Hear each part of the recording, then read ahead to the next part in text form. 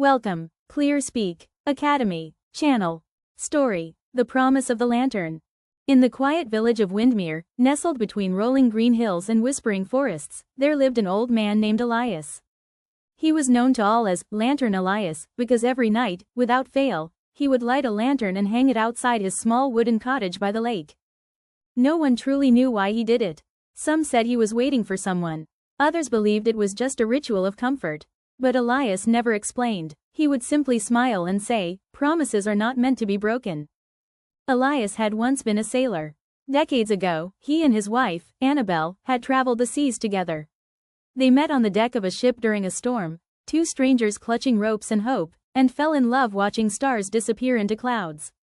They married in a small port town and made a vow: when the seas were done with them, they would build a home by a lake and live a life of calm. But fate, unpredictable as the ocean, had other plans. During a voyage to the east, a violent storm struck their ship. Elias survived. Annabelle did not. Her body was never recovered, only her locket, a small golden heart with a tiny compass inside, washed ashore days later. Elias returned to Windmere alone and built the house they had dreamed of.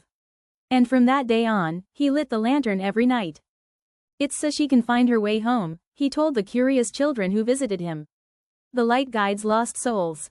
Years passed. Children grew up, old neighbors passed on, and the village changed. But Elias and his lantern remained. Some villagers thought him mad, others respected his devotion.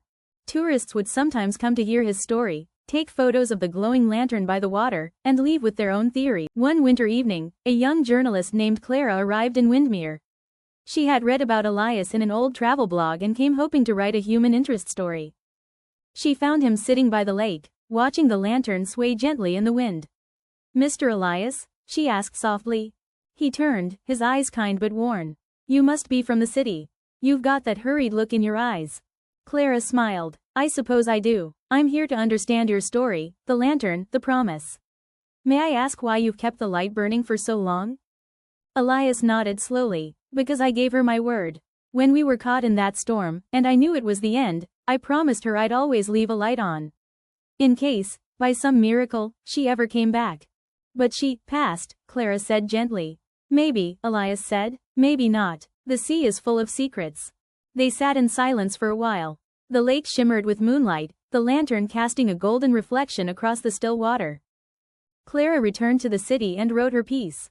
It was titled, "The Man Who Waits," and went viral. People around the world read about Elias. Some mocked him, others were moved. Tourists began to flock to Windmere. Cafes sold lantern cakes and Annabelle's tea. But Elias remained unchanged, lighting the lantern every evening at sunset. Then one rainy night, as thunder rolled over the hills and the wind howled across the lake, Elias didn't light the lantern. The villagers noticed. His door was locked, the window dark. Concerned, they called the doctor. When they entered, they found Elias sitting peacefully in his chair, a book on his lap, and the locket held to his chest. He had passed away in his sleep. Clara returned for the funeral. The entire village gathered by the lake. An old sailor's funeral was held, simple, quiet, dignified. The villagers, moved by his story, made a decision. The lantern would be lit every night in Elias's memory. Years passed. Windmere continued to grow. Children who had never met Elias knew his story. The lantern became a symbol of hope, love, and promises kept. One foggy morning, decades later, a woman arrived in the village.